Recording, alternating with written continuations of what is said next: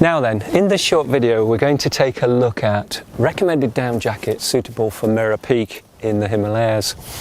It's a fantastic trekking peak. It includes superb trekking into the mountain and then a fantastic expedition style summit of Mera Peak. It's an absolutely superb looking expedition, and although it's described as a trekker's peak, that doesn't mean we should underestimate the seriousness of the altitude and the seriousness of the challenge we're taking on here. It looks an absolutely superb expedition, and for anyone, if you're committed to doing that trip and you're already booked on to do it, I'm extremely jealous. It looks fantastic.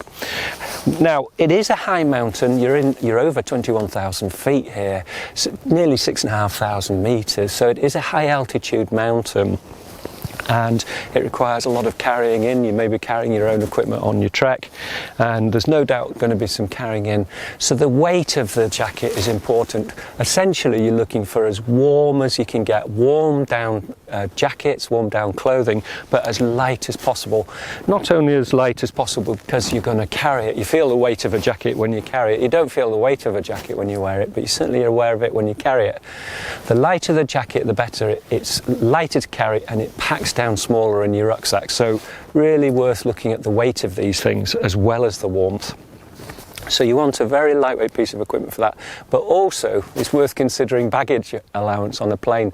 Really, you are restricted by how much gear you can bring on a flight, so you really do need to look closely at every individual part of gear that you're taking. So we're looking at Mera Peak. You're looking at quite a time at high level, camping at a base camp quite high on the mountain, and certainly high in lodges, tea houses or lodges.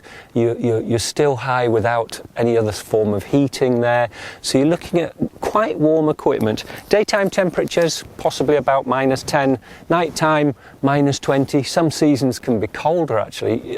We've just had a cold season, and there can be long periods where it can be low temperatures. These temperatures I'm quoting are pre-monsoon. Post-monsoon it'll be colder, and certainly the later you go the colder it gets, so you do need warm equipment. We're talking about -20 as a start off, plus the fact that there's altitude to take into effect. You may not be on your A game, you may have the effects of altitude there, or you may be under the weather slightly poorly and things like this. So all these things, or you may have a party that you may have a group that's not moving quick, or you may actually be waiting high on the mountain, waiting for the best day to get up onto the summit.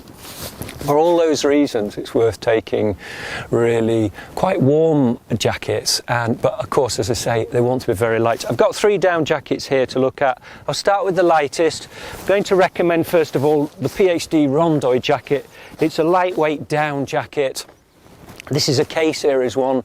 It's filled with 1,000 fill-power down. That's the highest fill-power down in the world, and that allows us to make much lighter equipment. The outer fabric is ultra shell, a water-resistant fabric, which really helps prevent. It makes it sort of water-resistant and wind-resistant. It helps prevent water getting through to the down. So ultra shell on the outer. Let's have a look at the actual type of jacket we're looking at. It's a full-length mountaineering jacket. It comes well down onto the hips, touching the top of the thighs really. So it's a full-length jacket. I'll run through it quickly. Hand warmer pockets down at the waist. These are pockets where your hand goes in under the down, and this is a box wall constructed garment, so there's a lot of down in it. A great place to warm up cold hands. On the chest we've got another pocket. This is insulated. It's a large deep pocket. It would take mitts and gloves and snacks and things, but essentially it's insulated. When your hand goes in, it goes under the down into the inside of the garment, and because that makes it a warm pocket, perfect for any of the battery driven equipment you're carrying, like a smartphone, a camera or a GPS. It's got a large hood, down-filled box wall, very protective with a chin guard, adjustable front, volume reducer on the back, and it's got reflect along the jacket for nighttime searches and so on. It's a safety feature really for nighttime location. Inside, well, we've got a storm baffle over the front. Inside, I'll just show you the inside of the garment. a large pocket there. That's a security pocket. It would take things you really don't want to lose, credit cards or keys or batteries, that sort of thing. But it's also big enough if you decided to use it for water. You could put a 1 litre Nalgene water bottle in there and prevent that from freezing. It's inside and kept warm so it can't freeze. The back of the jacket has got elasticated thread on it, and that's to pull the jacket in, get it close to you so there's no dead air spaces.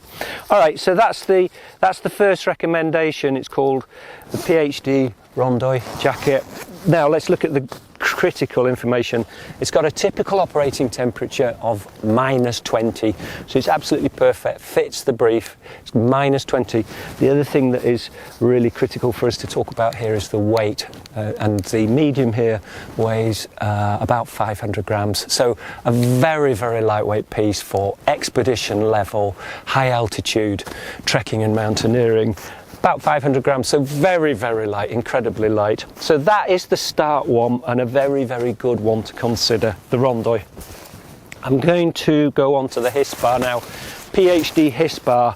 Now this is quite exceptional, a really unbelievably effective jacket. The weight to warmth performance of this jacket is exceptional.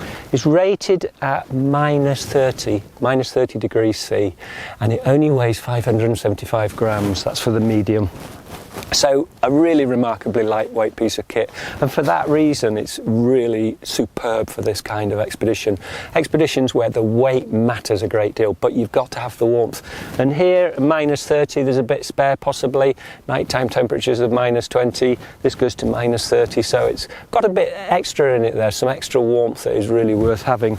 Let's just look through it. It's again a full-length Mountaineers piece, made in ultra shell, 1000 fill power down, and the lightweight 10 denier fabric on the inside. Super lightweight piece of kit, packs down very small. Let's just have a look at a couple of things that are unique. First of all, we've got a waist adjustment on the front of the jacket. That's just to cinch it in and make it a little bit closer fitting so it isn't boxy.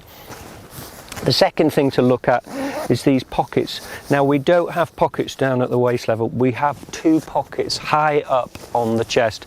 They're insulated, they're angled, so they're hand warm pockets, so your hand goes easily inside, and they're insulated, so they're good for warming up your hands, good for stashing kit, but most importantly very good for that battery driven equipment that I talk about. These pockets are high up on the chest, away from the hip belt of a rucksack, so very accessible. This one, 575 grams, makes it quite remarkable. So that's the Hispar. And then finally, we're going to look at the Denali. Now this is a full-on expedition piece. Let's get straight to it. -38, and it weighs about 725 grams. So it's a big step up, this one. This is the sort of thing that would go into 7,000 and 8,000 metre peaks. So if you've got ambitions to do bigger mountains, it's really worth a thought. It's very, very suitable for high altitude Himalayan climbing, and also polar expeditions. They get used on quite significant, challenging expeditions, fast expeditions in the South Pole and so on. So a very, very lightweight piece, rated at -38, so capable of the highest things and some of the coldest places that people undertake. Now, why would you take that? 2 reasons. One is if you've got this jacket for other expeditions, if you're going to do colder trips later on, then this is still superb for Mera Peak because it's so light. So it's not out of the question because it really is a very lightweight piece of gear. Equally, if you're a person that really suffers with the cold, you're very nervous of the cold and possibly worried about it, I would say that this is a suitable piece of gear, the Denali. So it's a full-on expedition piece of kit, polar or high altitude, but because it's so light, normally these things are a kilo, 1.5 kilos even, that sort of weight, really quite big bulky things. This is the lightweight version of high altitude mountaineering equipment. So it still is very worthwhile considering for Mera Peak. Now, which one would I take? I'm going to make it quick, and it's going to be obvious. I would take this one. I would take the Hispar. It's so light, 575 grams approximately for the medium. It's box wall, it's rated at -30, so there's plenty in hand. You're going to be comfortable.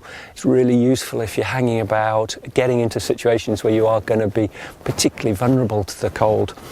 perfect for the summit as well. So a really good piece of kit, very, very light. And for the difference, the Rondoy's -20, the Hispar's -30. The difference in weight is not that significant. So this piece, it's designed as a minimalist piece. Pockets on the chest, there's an internal pocket, and that's it. So it's minimalistic. There's not lots of heavy features on there, not lots of heavy zips and things like that.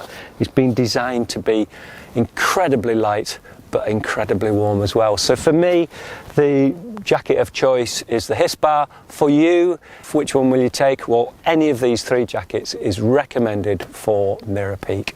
Okay, cheers.